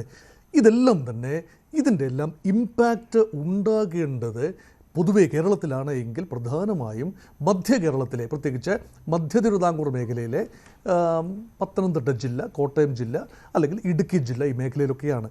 അവിടെ നടന്ന ഏറ്റവും ലേറ്റസ്റ്റായി വന്ന ഉരകല്ലെന്ന് പറയുന്നത് തദ്ദേശ സ്വയംഭരണ തെരഞ്ഞെടുപ്പാണ്. അവിടെ കാര്യമായ മുന്നേറ്റം BJPക്ക് ഉണ്ടായതായി കണക്കുകൾ കാട്ടുന്നില്ല. അങ്ങനെയെങ്കിൽ സ്വാഭാവികമായി വിജയസാധ്യതയുള്ളത് ലോക്കൽ സെൽഫ് ഗവൺമെൻറ് ഇലക്ഷനിലാണല്ലോ. ചെറിയ ബോഡീസാണ് പഞ്ചായത്തുകൾ. അവിടെ ജയിച്ചു വരാൻ നിയമസഭ പോലെയുള്ളൊരു മാമത്ത് സ്ട്രക്ചറിൽ ജയിച്ചു വരാൻ ഉള്ള സാധ്യതയേക്കാൾ കൂടുതലാണ് ലോക്കലൈസ് ചെയ്ത് ശക്തി സമാഹരിച്ച് ജയിച്ചു വരിക എന്നത്. അങ്ങനെയുള്ള ക്രിസ്ത്യൻ പോക്കറ്റുകളിൽ LDF UDF പ്രധാന പോരാട്ടം തന്നെയാണ് അവിടെ നടന്നത്. ആകെയുള്ള ഒരു വ്യത്യാസം, ചെങ്ങന്നൂർ നിയമസഭാ മണ്ഡലത്തിൻ്റെ പരിധിയിൽ, ചെങ്ങന്നൂർ നഗരസഭയിൽ മെച്ചപ്പെട്ട പ്രകടനവും, അതുപോലെ ചെങ്ങന്നൂരിൻ്റെ പരിധിയിൽ വരുന്ന 5 പഞ്ചായത്തുകളിൽ BJPക്ക് ശക്തമായ സാന്നിധ്യം ഉണ്ടാക്കാനും ഭരണത്തിലെത്താനും കഴിഞ്ഞു എന്നത് വേറിട്ടൊരു ചിത്രമായി വേണമെങ്കിൽ മാറ്റി ചിന്തിക്കാവുന്നതേ ഉള്ളൂ. അതുകൊണ്ട് ക്രിസ്ത്യൻ ഔട്ട്റീച്ച് ഇതുവരെ ടാഞ്ചിബിൾ റിസൾട്ട് ഉണ്ടായില്ല. അത് മാത്രമല്ല, വടക്കേ ഇന്ത്യയിൽ നടക്കുന്ന ക്രൈസ്തവ ന്യൂനപക്ഷങ്ങളുടെ ആരാധനാലയങ്ങൾക്ക് നേരെയും മിഷൻ ഫീൽഡുകൾക്ക് നേരെയും, അല്ലെങ്കിൽ പല രീതിയിലും അവർക്കെതിരെ നടക്കുന്ന വലിയ അത് സംഘപരിവാറിൻ്റെ ബ്രാഞ്ചസ് ആകാം, അതുമായി ബന്ധപ്പെട്ട ആളുകളാകാം, ഒറ്റപ്പെട്ട സംഭവങ്ങളാകാം. പക്ഷേ അതിൻ്റെ എല്ലാം തന്നെ തിക്തഫലം അനുഭവിക്കേണ്ടത് കഷ്ടപ്പെട്ട് ക്രൈസ്തവ ന്യൂനപക്ഷങ്ങളിലേക്ക് വേരോട്ടമുണ്ടാക്കാൻ ശ്രമിക്കുന്ന കേരളത്തിലെ BJPയുടെ പദ്ധതികൾ കാണും. നോക്കൂ, ക്രൈസ്തവർക്ക് ലഭിക്കാവുന്നതിൻ്റെ പരമാവധി സിംബോളിക്കായിട്ടെങ്കിലും ജോർജ് കുര്യൻ കേന്ദ്രമന്ത്രിയാണ്, മധ്യ കേരളത്തിൽ നിന്ന് വരുന്നയാളാണ്. അതുപോലെ അനൂപ് ആൻ്റണി സംഘടനയുടെ ചുമതലയുള്ള വൈസ് പ്രസിഡൻ്റായി മാറിക്കഴിഞ്ഞു. തിരുവല്ല മണ്ഡലത്തിൽ അദ്ദേഹം മത്സരിക്കുന്നു. അതുപോലെ PC ജോർജും ഷോൺ ജോർജും ശക്തമായ സാന്നിധ്യമാണ് പൂഞ്ഞാർ, ഈരാറ്റുപേട്ട മേഖലകളിൽ. അതുമാത്രമല്ല, AK ആൻ്റണിയുടെ മകൻ അനിൽ ആൻ്റണി BJPയിൽ സംഘടനാപരമായ ചുമതലയുള്ള ഒരാളായി മാറിക്കഴിഞ്ഞു. എന്ന് വേണ്ട വളരെ വലിയ നമ്പർ ക്രിസ്ത്യൻ കാൻഡിഡേറ്റ്സിനെ BJP കഴിഞ്ഞ തെരഞ്ഞെടുപ്പിൽ, തദ്ദേശ തെരഞ്ഞെടുപ്പിൽ ഫീൽഡ് ചെയ്തു. നിയമസഭാ തെരഞ്ഞെടുപ്പിലും ഇത് തന്നെ സംഭവിക്കാനുള്ള സാധ്യതയുണ്ട്. പക്ഷേ ഇതിനെ വോട്ടായി മാറ്റിയെടുക്കണമെങ്കിൽ ക്രിസ്ത്യൻ ന്യൂനപക്ഷങ്ങൾ ചിന്തിക്കണം. alternate, there is an alternative, and BJP is the alternative to the left front. ഇവിടെ 2 horse race ആണ്. ഇവിടെ BJPക്ക് നൽകുന്ന വോട്ട് ഒരുപക്ഷെ നഷ്ടപ്പെടാൻ സാധ്യതയുണ്ട് എന്ന ചിന്തയാകാം. അല്ലെങ്കിൽ ഭരണവിരുദ്ധതയുടെ പ്രധാന പ്രയോജനം എടുക്കേണ്ടത് മുഖ്യപ്രതിപക്ഷമാണല്ലോ. ഇപ്പോഴും കോൺഗ്രസും UDF തന്നെയാണല്ലോ കേരളത്തിലെ മുഖ്യപ്രതിപക്ഷം. അതുകൊണ്ട് ക്രൈസ്തവരെ ഉദ്ദീപിപ്പിക്കുന്ന, ആവേശം കൊള്ളിക്കുന്ന ഒന്നും തന്നെയില്ല. ഇനിയാണ് അടുത്ത തന്ത്രം. BJPയും CPMും ഇവിടെ നേരത്തെ സൂചിപ്പിച്ചതുപോലെ ഇസ്ലാമോഫോബിയ ചൂണ്ടിക്കാട്ടിയാണ് ഈ ന്യൂനപക്ഷങ്ങളെ, ക്രൈസ്തവ ന്യൂനപക്ഷങ്ങളെ പ്രത്യേകിച്ചും വശീകരിക്കാൻ ശ്രമിക്കുന്നത്. നോക്കൂ, AK ബാലൻ്റെ പ്രസ്താവന. ഇവിടെ മാറാട് മോഡൽ, UDF അധികാരത്തിൽ വന്നാൽ മാറാട് മോഡലിലുള്ള കലാപങ്ങൾ നിത്യസംഭവമാകും. ഒരു വലിയ പ്രൊജക്ഷനാണ് അത് എൻഡോഴ്സ് ചെയ്യുന്ന മുഖ്യമന്ത്രിയെ കണ്ടു. വേറിട്ട ചില സ്വരങ്ങളുണ്ടായി, LDFനകത്ത് തന്നെ വേറിട്ട ചില സ്വരങ്ങളുണ്ടായി. അത് തള്ളിപ്പറയുന്ന പാർട്ടി ജനറൽ സെക്രട്ടറിയെ കണ്ടു. പക്ഷേ LDFനുള്ളിൽ തന്നെ ഇങ്ങനെ ഒരു നറേറ്റീവ് പറഞ്ഞു വയ്ക്കുകയാണ്. UDF അധികാരത്തിൽ വന്നാൽ ആഭ്യന്തരം കൈയാളുന്നത് യഥാർത്ഥത്തിൽ SDPI അല്ല എങ്കിൽ ജമാഅത്തെ ഇസ്ലാമി ആയിരിക്കും. അങ്ങനെ 5ാം മന്ത്രിയല്ല, ഇനി മുസ്ലിം ലീഗ് ആണ് ഉപമുഖ്യമന്ത്രി സ്ഥാനം ചോദിക്കും. വേണമെങ്കിൽ 5ാം മന്ത്രിയോ 6ാം മന്ത്രിയോ ചോദിക്കും. കൂടുതൽ സീറ്റുകൾ മത്സരിക്കണമെന്ന് ആഗ്രഹിക്കും. അവസാനം മുസ്ലിങ്ങളുടെ ഭരണമാണ് ഇവിടെ UDFൻ്റെ നേതൃത്വത്തിൽ ഉണ്ടാകുന്നത് എന്ന നറേറ്റീവ്. ഇവിടെ വോട്ടുകൾ വീണ്ടും ചിതറിപ്പോകും. ആ ഒരു നറേറ്റീവ് വന്നാൽ യഥാർത്ഥത്തിൽ BJPക്കും CPMനും ആ ഒരു രീതിയിലുള്ള ഹിന്ദു കൺസോളിഡേഷൻ, അവിടെ ക്രിസ്ത്യൻ കൺസോളിഡേഷൻ അല്ല ഇവിടെ വരുന്നത്, അവിടെ ഹിന്ദു കൺസോളിഡേഷൻ. CPMനാണ് നഷ്ടം വരാൻ സാധിക്കുന്നത്. BJPയിലേക്കും കുറേ വോട്ടുകൾ നീങ്ങും, CPMലേക്ക് കുറേ വോട്ടുകൾ നീങ്ങും. അങ്ങനെ ചിതറിപ്പോകും. ഭരണവിരുദ്ധ വികാരം രണ്ടായി ചിതറിപ്പോകുമ്പോൾ അതിൻ്റെ പ്രയോജനം CPMനും. ഇങ്ങനെയുള്ള ഇസ്ലാമോഫോബിയ ഒരു വികാരമായി വരികയാണെങ്കിൽ, ചില വോട്ടുകൾ ചിതറിപ്പോയാൽ അതിൻ്റെ പ്രയോജനം CPMനും BJPക്കും എല്ലാം കിട്ടുമ്പോൾ ആത്യന്തികമായി UDFന് അനുകൂലമായ ഒരു അന്തരീക്ഷം ഇവിടെ നിലവിൽ. Doctor G. ഗോപകുമാർ, അതിൽ മറ്റൊരു കാര്യം കൂടിയുണ്ടല്ലോ. ഒരേ വോട്ട് ബാങ്കിൽ നിന്നാണ് ഇത്തവണ LDFും BJPയും വോട്ടുകൾ സമാഹരിക്കേണ്ടത് എന്ന്. അങ്ങനെ ഒരു സാമൂഹ്യ ചിത്രം ഉണ്ടായി വന്നു കഴിഞ്ഞില്ലേ ഇതിനകം തന്നെ? ഭരണവിരുദ്ധ വികാരം വോട്ടുകൾ മറ്റൊരു വശത്ത്, അത് സ്പ്ലിറ്റായി കഴിഞ്ഞാൽ അത് LDFന് അനുകൂലമാവും. പക്ഷേ ഈ ഒരേ വോട്ട് ബാങ്കിൽ നിന്ന് BJPയും LDFും വോട്ടുകൾ സമാഹരിക്കേണ്ട ഒരവസ്ഥയിലേക്ക് എത്തിക്കഴിഞ്ഞിട്ടുണ്ട് അല്ലേ? ബാലൻ്റെ ഏറ്റവും അവസാനത്തെ പ്രസ്താവന വെച്ച് നോക്കുമ്പോൾ പോലും. തീർച്ചയായിട്ടും ഞാൻ അതിനോട് യോജിക്കുകയാണ്. കാരണം സമീപകാലത്തായിട്ട് LDF ശ്രമിക്കുന്നതെല്ലാം ഭൂരിപക്ഷ സമുദായത്തിൻ്റെ കൺസോളിഡേഷന് വേണ്ടിയുള്ള ഒരു ശ്രമമാണ് നടത്തുന്നത്. അതിൻ്റെ കലാശക്കൊട്ടിലാണ് ബാലൻ്റെ പ്രസ്താവനയും വന്നത്. അപ്പോൾ അത് ഞാൻ കാണുന്നത് ഈ ചില ആൾക്കാർ ഈ കളിയിൽ തോക്കാൻ നേരത്ത് കളിക്കുന്നൊരു കളിയുണ്ട്. അതേപോലത്തെ ഒരു കളിയാണ്, ഒരു ഡെസ്പറേറ്റ് അറ്റംപ്റ്റ് ആയിട്ടാണ് ബാലൻ്റെ പ്രസ്താവനയെ ഞാൻ കാണുന്നത്. കാരണം അത് കൂടുതൽ മൈനോറിറ്റി കൺസോളിഡേഷൻ മറുവശത്ത് ഉണ്ടാക്കുമെന്ന് സാമാന്യ ബുദ്ധിയുള്ള എല്ലാവർക്കും അറിയാവുന്നതാണ്. അതേസമയം LDF ആകെ പ്രതീക്ഷിക്കുന്ന എന്താണെന്ന് ഞാൻ മനസ്സിലാക്കുന്നത്, കഴിഞ്ഞ പാർലമെന്റ് തിരഞ്ഞെടുപ്പിൽ ഹിന്ദു വിഭാഗത്തിൽ, പ്രത്യേകിച്ച് OBC വിഭാഗത്തിൽ ഒരു ഗണ്യമായ ഒരു ഒഴുക്ക് BJPയിലേക്ക് പോയത് BJPയുടെ വോട്ടിംഗ് ശതമാനം വർദ്ധിക്കാനും തീർച്ചയായിട്ടും തൃശ്ശൂരിൽ ജയിക്കാനും തിരുവനന്തപുരത്ത് മാറ്റിങ്ങലിലും ഗണ്യമായ മുന്നേറ്റം നടത്താനും ഒക്കെ കഴിഞ്ഞു. അപ്പോൾ അതേപോലുള്ള സംഭവം ഉണ്ടായാൽ ഇടതുപക്ഷത്തിന് ഇനി വലിയ ഭാവി ഉണ്ടാവില്ല. അതുകൊണ്ട് OBC വിഭാഗത്തെ, ഹിന്ദു വിഭാഗത്തിലുള്ള OBC വിഭാഗത്തെ തിരിച്ച് ഇടതുപക്ഷത്തിലേക്ക് കൊണ്ടുവരണമെങ്കിൽ ഇങ്ങനൊരു കളി കളിച്ചാലേ പറ്റൂ എന്നുള്ളൊരു പരിശ്രമമാണ്. അത് എനിക്ക് തോന്നുന്നില്ല അത് വലിയൊരു വിജയം ലഭിക്കാൻ സാധ്യതയുണ്ടെന്ന്. കാരണം ഇപ്പോൾ ആന്റി മുസ്ലിം പറയുമ്പോൾ അതിൻ്റെ ഗുണഭോക്താക്കളാകേണ്ടത് BJPയാണ്. അത് പറയേണ്ട, അതിൻ്റെ ഒരു എക്സ്ട്രീം പൊസിഷനിൽ പരമ്പരാഗതമായി BJPയെ അങ്ങനെ കണ്ടിരുന്നവരുമുണ്ട്. പക്ഷേ ഇത് അതേ നാണയമാണ് ഇടതുപക്ഷം ഉപയോഗിക്കുമ്പോൾ രണ്ടു കൂട്ടരും ഒരേപോലെ ഹിന്ദു വോട്ട് ബാങ്കിൽ ശ്രദ്ധിക്കുക എന്ന് പറഞ്ഞാൽ കേരള രാഷ്ട്രീയത്തിലെ ഹിന്ദു വോട്ട് ഷെയർ എത്രയാണെന്ന് അറിയാവുന്നവർക്ക് ഇതൊരു തമാശയായിട്ടേ കാണാൻ കഴിയുന്നുള്ളൂ. അപ്പോൾ അതുകൊണ്ട് ബാലൻ ശ്രമിക്കുന്നതും ഇല്ലെങ്കിൽ CPM ആ നിലയ്ക്കൊരു നടപടി എടുക്കുന്നതും ഒരിക്കലും ഗുണകരമാവും തോന്നുന്നില്ല. ഇതിനു പുറമെ ഭരണവിരുദ്ധ വികാരവും കൂടി ശക്തമായി നിൽക്കുന്നതുകൊണ്ട് ഇടതുപക്ഷത്തിന് ഇത്തരം ഒരു സാഹചര്യത്തിൽ പിടിച്ചു നിൽക്കാൻ. പക്ഷെ അത് നമ്മൾ ആ രീതിയിൽ അതിന് ആ ഒരു നറേറ്റീവ് കൊടുക്കുന്നതുകൊണ്ടല്ലേ ഡോക്ടർ G. ഗോപകുമാർ, CPMും LDFും കൊടുക്കുന്ന നറേറ്റീവ് മറ്റൊരു രീതിയിലുള്ളതാണ്. എല്ലാ മുസ്ലിങ്ങളും തീവ്രവാദികളല്ല എന്ന രീതിയിലാണ് ബാലൻ പറഞ്ഞത് എന്നാണല്ലോ അതിന്റെ വ്യാഖ്യാനം വന്നിരിക്കുന്നത്. അപ്പോൾ അതിന് നേരെ റിവേഴ്സാണ് അതിന്റെ എഫക്റ്റ് വരിക. അങ്ങനെ CPMും LDFും പറയുന്നത് ജനങ്ങൾ മുഖവിലേക്ക് എടുക്കുന്നുണ്ട് എങ്കിൽ. അത് ബാലൻ പിന്നീട് തിരുത്തിയതാണ്. കാരണം പാർട്ടി സെക്രട്ടറി ഗോവിന്ദൻ തന്നെ ഇത് പറഞ്ഞു, ബാലൻ പറഞ്ഞത് അബദ്ധമായി പോയി എന്ന് പറയുന്നുണ്ട്. പിന്നീട് ബാലൻ തന്നെ പറഞ്ഞു, ഞാൻ മൊത്തത്തിൽ അടച്ചാക്ഷേപിച്ചതല്ല എന്ന്, ജമാഅത്തെയാണ് ഞാൻ ഉദ്ദേശിച്ചത്, SDP ആണ് ഉദ്ദേശിച്ചത്, PFA ആണ് ഉദ്ദേശിച്ചത് എന്നിങ്ങനെ ന്യായീകരണങ്ങളൊക്കെ വന്നു. ആ ന്യായീകരണങ്ങളൊക്കെ വരുമ്പോഴും അവിടെ നമുക്ക് കാണാവുന്ന ഒരു ഫാക്ടർ എന്ന് പറയുന്നത് വളരെ ശക്തമായിട്ട് ഇവിടെ ഒരു മുസ്ലിം മൈനോറിറ്റി പൊളിറ്റിക്സ് വരാൻ പോകുന്നു. അടുത്ത 5 കൊല്ലം കേരള രാഷ്ട്രീയം നിശ്ചയിക്കാൻ പോകുന്നത് മുസ്ലിം ലീഗാണ് എന്നുള്ളൊരു നറേറ്റീവ് സൃഷ്ടിക്കാനാണ് അവർ ശ്രമിക്കുന്നത്. അങ്ങനെ നറേറ്റീവ് സൃഷ്ടിക്കാൻ ശ്രമിക്കുമ്പോഴും LDFന്റെ കൂടെ ഇന്ത്യൻ നാഷണൽ ലീഗ് ഉണ്ട് എന്നുള്ള കാര്യം ഓർക്കണം. മറ്റു ചില ചെറിയ കക്ഷികളുമൊക്കെ അവരുടെ പിന്തുണയുണ്ട്. ഒരു കാലത്ത് ജമാഅത്തയുടെ പിന്തുണ ലെഫ്റ്റിന് കിട്ടിയെന്നുള്ളതൊക്കെ ഇവിടെ നമുക്കറിയാവുന്ന കാര്യങ്ങളാണ്. അപ്പോൾ അതുകൊണ്ട് വർഗീയത ഒരു വശത്തേ ഉള്ളൂ മറുവശത്തില്ല എന്നൊക്കെ പറഞ്ഞാൽ അത് നമുക്ക് മനസ്സിലാക്കാനും വിഷമമാണ്. അപ്പോൾ ചുരുക്കത്തിൽ ഈ സ്ട്രാറ്റജി തിരിച്ചടിക്കാനുള്ള എല്ലാ സാധ്യതയും ഉണ്ട്.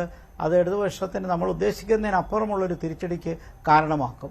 കാരണം BJP എന്തായാലും BJPയുടെ നിലപാട് ഹിന്ദു കൺസോളിഡേഷൻ ആണെന്ന് കേരളത്തിൽ പറയുന്നില്ല. കേരളത്തിൽ അത് പറഞ്ഞാൽ ശരിയാവില്ല എന്ന് നന്നായിട്ട് BJPക്ക് അറിയാവുന്നതുകൊണ്ട് അവർ പ്രഥമമായിട്ട് എടുത്തിരിക്കുന്ന മുൻഗണന വികസനത്തിനാണ്. രണ്ടാമതായി അവർ പറയുന്നത് വിശ്വാസ സംരക്ഷണം, പ്രത്യേകിച്ച് ശബരിമലയുമായി ബന്ധപ്പെട്ട കാര്യം. മൂന്നാമതാണ് ഈ വർഗീയത രാഷ്ട്രീയ പാർട്ടികളിലുള്ളത് മറ്റ് രീതിയിൽ ഹിന്ദു വിശ്വാസത്തെയൊക്കെ നശിപ്പിക്കുന്ന രീതിയിലേക്ക് മാറ്റങ്ങൾ ഉണ്ടാകും എന്നുള്ളൊരു ചെറിയൊരു ധ്വനി. അപ്പോൾ അതിന് 3ാം സ്ഥാനമേ കൊടുക്കുന്നുള്ളൂ. ഫസ്റ്റ് കൊടുത്തിരിക്കുന്നത് ഡെവലപ്മെന്റിനും, സെക്കൻഡ് കൊടുത്തിരിക്കുന്നത് ശബരിമലയ്ക്കുമാണ്. പക്ഷേ കോൺഗ്രസും തീർച്ചയായിട്ടും ഭരണവിരുദ്ധ വികാരത്തിൽ ശബരിമല ഫാക്ടറിന് തന്നെയാണ് കൂടുതലും. അതിലും ഇപ്പോൾ BJP വന്നുകൊണ്ടിരിക്കുന്നത്. അതിലും ഇപ്പോൾ 2019 സ്ഥിതിയാണെങ്കിലോ 2019 അവിടെ UDFനാണ് അനുകൂലമായി വന്നത് സ്ത്രീ പ്രവേശന വിവാദമുണ്ടായ സമയത്ത്. അതിന്റെ ഒരു റിപ്ലിക്കയാണല്ലോ ഇപ്പോഴും വന്നിരിക്കുന്നത്, ശബരിമല സ്വർണ്ണക്കൊള്ള എന്ന രീതിയിൽ. അവിടെയും അപ്പം ഗുണം UDFലേക്ക് പോകുവാനുള്ള സാധ്യത കൂടുതൽ BJP വിഷയത്തിൽ വന്നിട്ടുണ്ട് എങ്കിൽ പോലും. ഞാനതിനോട് അതിനോട് ഞാൻ യോജിക്കുന്നുണ്ട്.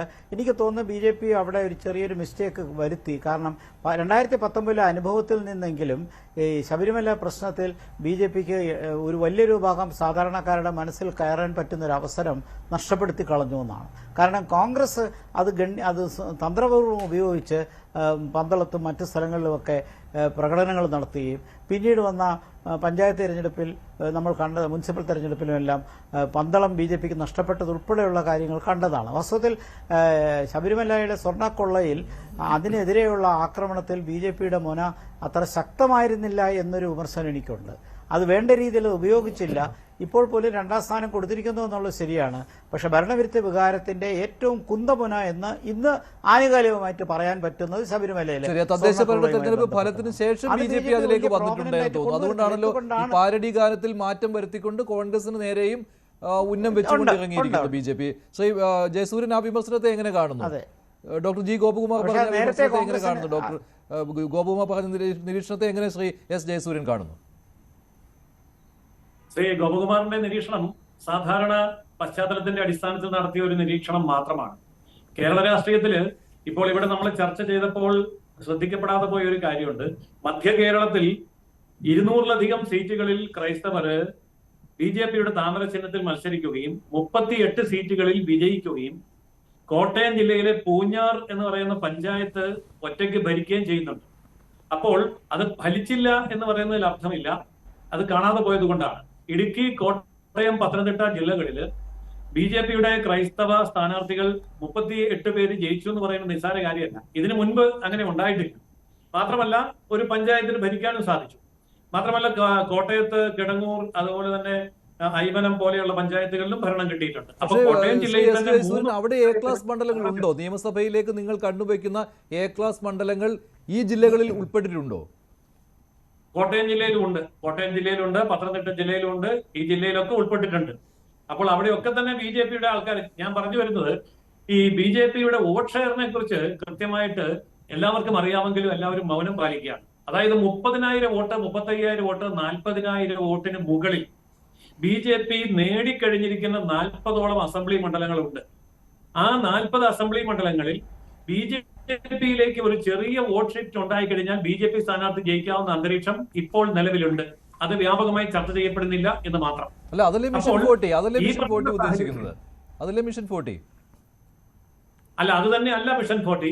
മിഷൻ 40 എന്ന് പറയുന്നതിൽ 40% വോട്ട് വരെ എന്ന് അമിത്ഷാ വ്യക്തമായിട്ട് പറഞ്ഞിട്ടുണ്ട്. 20-ൽ നിന്ന് 30%-ലേക്ക്, 30-ൽ നിന്ന് 40-ലേക്കും. അതിലൊരു സംശയം നമുക്ക് വരുത്തിക്കോട്ടെ, അത് 40% വോട്ട് ഷെയറിലേക്ക് വരുന്നതെന്നാണോ അതോ 40,000 വരെ വോട്ട്, ആ 30,000 മുതൽ 40,000 വരെ വോട്ടുള്ള മണ്ഡലങ്ങൾ, അതാണ് ഉദ്ദേശിക്കുന്നത് ഈ 40 സീറ്റുകൾ എന്നുള്ളത്? അല്ല, 40 സീറ്റുകൾ എന്നുള്ളതല്ല. അത് കൃത്യമായിട്ട് അമിത്ഷാജി പറഞ്ഞു. 20% കഴിഞ്ഞാൽ പിന്നെ 30%-ലേക്കും 40%-ലേക്കും വരാൻ അധികം സമയം വേണ്ട. ഇതാണ് മുൻകാല അനുഭവം, മറ്റു സംസ്ഥാനങ്ങളിലും അത് തന്നെയാണ് അനുഭവം എന്നാണ് അദ്ദേഹം പറഞ്ഞത്. അപ്പോൾ 40% വോട്ട് എന്ന് തന്നെയാണ് അദ്ദേഹം പറഞ്ഞത്. ആ വോട്ട് ഇപ്പോൾ കേരളത്തിൽ നോക്കുമ്പോൾ അസംഭാവ്യമാണ്, തമാശയാണ് എന്നൊക്കെ നമുക്ക് പറയാമെങ്കിൽ പോലും ഈ തമാശ തന്നെ ആയിരുന്നു വടക്കേ ഇന്ത്യൻ സംസ്ഥാനങ്ങളിലും പറഞ്ഞുകൊണ്ടിരുന്നത്. BJP ഒന്നും വരില്ല, 20% ഉള്ളൂ. ആ 20%-ൽ നിന്നാണ് 30-ലേക്കും 40-ലേക്കും അതിന് മുകളിലേക്കും ഉത്തരേന്ത്യൻ സംസ്ഥാനങ്ങളിൽ BJP കുതിച്ചുയർന്നത് എന്നുള്ളത് കേരളത്തിൽ സംഭവിക്കില്ല എന്ന് പറയുമ്പോൾ BJP-ക്കാരാകമായി ചിരിക്കും, ബാക്കിയുള്ളവർ പുറമേ ചിരിക്കും. സഖ്യകക്ഷിയുടെ പോലും സഹായമില്ലാതെ എന്ന് പറയുമ്പോൾ നടക്കാത്ത കാര്യമാണ്. ശരിയാണ്, അത് ചിരിക്കാനേ പറ്റുകയുള്ളൂ. അല്ല, കേരളത്തിലെ സഖ്യകക്ഷികളൊക്കെ ഏത് നിമിഷം എപ്പോഴാ വരുന്നതെന്നൊന്നും പറയാൻ പറ്റില്ല.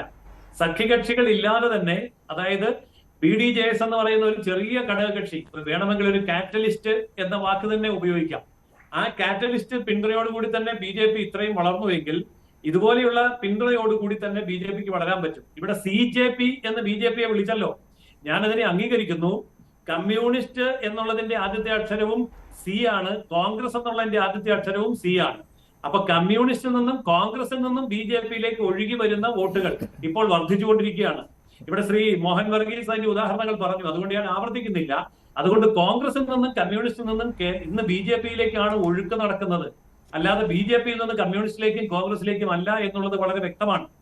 ഈ പഞ്ചായത്ത് ഇലക്ഷനിൽ തന്നെ ജയിച്ചു വന്ന സ്ഥാനാർത്ഥികളുടെ എണ്ണവും ജയിച്ച വോട്ടും സീറ്റുകളും ഒക്കെ പരിശോധിച്ചാൽ, അതുപോലെ തന്നെ ഭരണം കിട്ടിയ പഞ്ചായത്തുകൾ പരിശോധിച്ചാൽ നമുക്ക് വ്യക്തമായിട്ട് കാണാൻ കഴിയും കോൺഗ്രസിൽ നിന്നും കമ്മ്യൂണിസ്റ്റ് പാർട്ടിയിൽ നിന്നും ഒക്കെ തന്നെ വോട്ട് BJPയിലേക്ക് ഒഴുകിയത് കൊണ്ടാണ് 13 പഞ്ചായത്തിന്റെ ഭരണം. പക്ഷേ ലോക്സഭാ തെരഞ്ഞെടുപ്പിലും തദ്ദേശ ഭരണ തെരഞ്ഞെടുപ്പിലും അതിൽ കൂടുതൽ നല്ല ബഹുഭൂരിപക്ഷവും LDF-ൽ നിന്നായിരുന്നു, ലോക്സഭാ തെരഞ്ഞെടുപ്പിൽ പ്രത്യേകിച്ചും. ശരി ഫാറൂഖ്, അതിനുള്ള മറുപടി. ഫാറൂഖ്,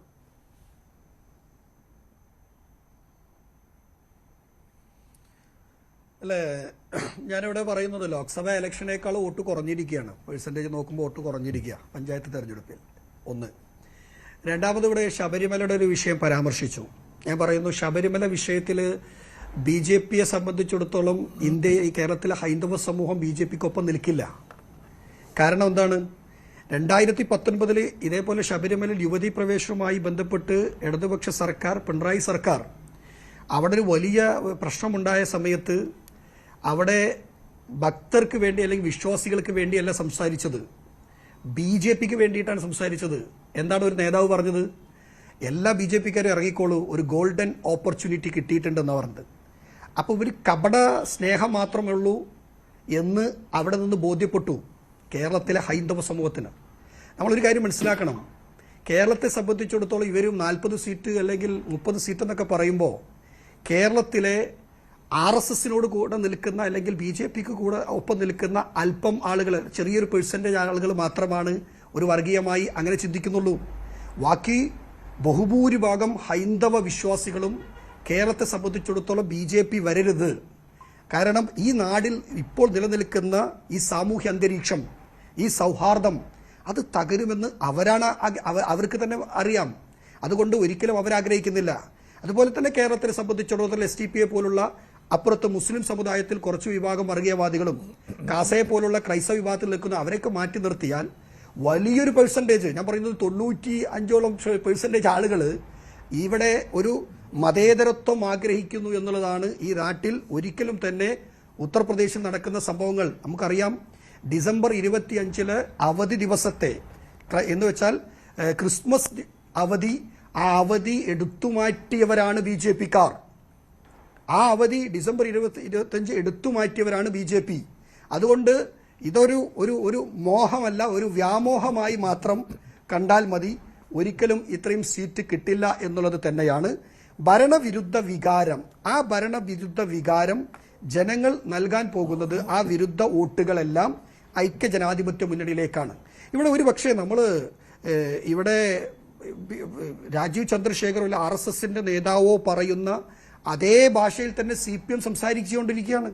ഈ നാട്ടിൽ UDF വരുമ്പോൾ കലാപം ഉണ്ടാകും, ഇവിടെ മുസ്ലിം വിഭാഗത്തിനൊക്കെ കയ്യിൽ ഇതെല്ലാം അവരുടെ കയ്യിലാവും എന്നൊക്കെ പറയുമ്പോൾ അവിടെയാണ് ഞാൻ CJP എന്ന് പറയുന്ന അതങ്ങനെയല്ല, അങ്ങനെ അല്ലല്ല. അത് അപ്പോൾ CJP വിശേഷിപ്പിക്കേണ്ടത് രണ്ടുപേരും ഒരേ വോട്ട് ബാങ്കിലാണ് ശ്രദ്ധ വന്നിരിക്കുന്നത് എന്നാണ്. അപ്പോൾ അവർ തമ്മിലുള്ള മത്സരമാണല്ലോ അവിടെ വരുന്നത്. അതിനെ CJP എന്ന് വിശേഷിപ്പിക്കുന്നത് ഞാൻ പറയുന്നത് ഞാൻ പറയുന്നതല്ല, രണ്ടുപേരുടെയും ആശയങ്ങൾ അല്ലെങ്കിൽ രണ്ടുപേരുടെയും സ്റ്റേറ്റ്മെന്റുകൾ ഇവിടെ ഒരേപോലെയാകുന്നു. അവിടെയാണ് അപകടം. അപ്പോൾ അതാണ് ഇവിടെ നടക്കാൻ പോകുന്നത്. ഇനിയും കേരളത്തെ സംബന്ധിച്ചിടത്തോളം ഞാൻ മനസ്സിലാക്കിയിടത്തോളം BJPക്ക് അടുത്ത കാലത്തൊന്നും അധികാരത്തിൽ പോയി കുറച്ച് സീറ്റുകൾ പോലും നേടാൻ കഴിയുന്നൊരു സാഹചര്യമല്ല. അതോടൊപ്പം തന്നെ ഇവിടുത്തെ BJP ആഗ്രഹിക്കുന്നുണ്ടാവുക ഇന്ത്യ രാജ്യത്ത് BJP കോൺഗ്രസ് മുക്ത് ഭാരതം എന്നാണ്. എന്ന് വെച്ചാൽ കോൺഗ്രസിന്റെ ഒരു മുഖ്യമന്ത്രിയും ഒരു സംസ്ഥാനത്തും ഉണ്ടാവാൻ പാടില്ല എന്ന് ആഗ്രഹിക്കുന്നവർക്ക് ഒരുപക്ഷെ ഞാൻ ഈ പറയുന്ന മുന്നണിയെ സംബന്ധിച്ചിടത്തോളം കോൺഗ്രസ് വന്നിട്ടില്ലെങ്കിലും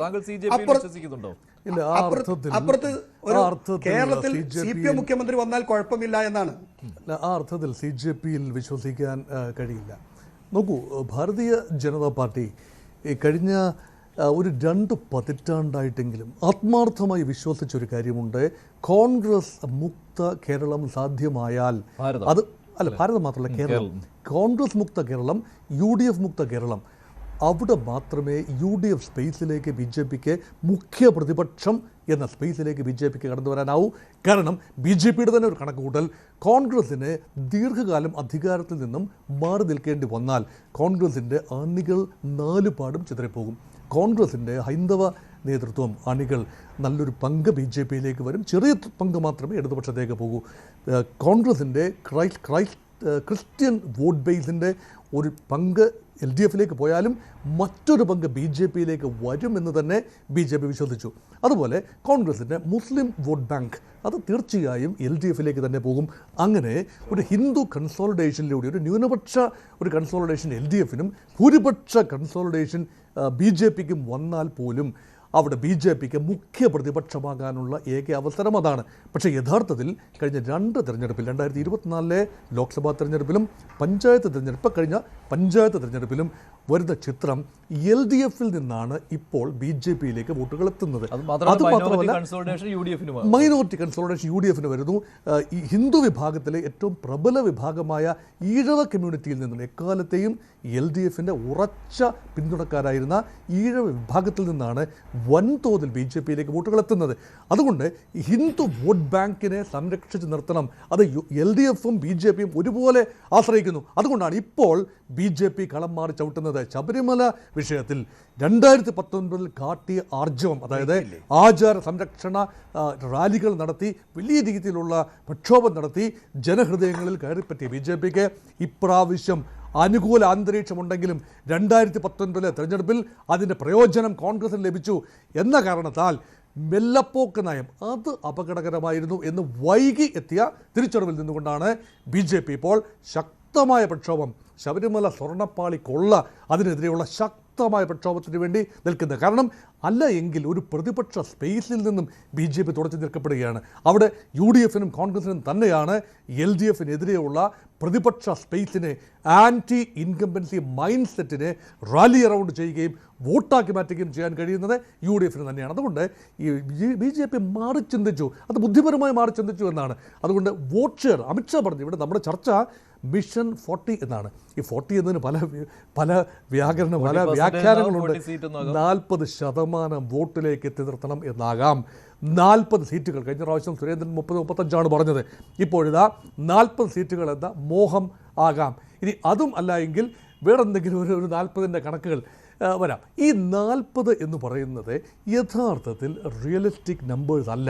പക്ഷേ ആ ഒരു നമ്പർ പറഞ്ഞു വെക്കുന്നത് തന്നെ അബദ്ധമാണ്. VD സതീശൻ നോക്കൂ, 63 സീറ്റ് കോൺഗ്രസിന് ഒറ്റയ്ക്ക് ലഭിക്കണം എന്ന് കഴിഞ്ഞതിന് മുമ്പത്തെ വർഷം ഒരു കോൺഗ്രസ് ക്യാമ്പിൽ പറഞ്ഞത് അബദ്ധമാണ് എന്ന് കോൺഗ്രസ്സുകാർ പറഞ്ഞു. ഒരു നമ്പർ പറഞ്ഞു വെച്ചാൽ എന്താ അതിനർത്ഥം? കോൺഗ്രസ് മത്സരിക്കുന്ന 93 സീറ്റിൽ 63 സീറ്റിന് ശേഷമുള്ള 30 സീറ്റിൽ കോൺഗ്രസ് പരാജയപ്പെടുമെന്ന് പ്രതിപക്ഷ നേതാവ് മുൻകൂർ സമ്മതിക്കുന്ന തുല്യമല്ലേ?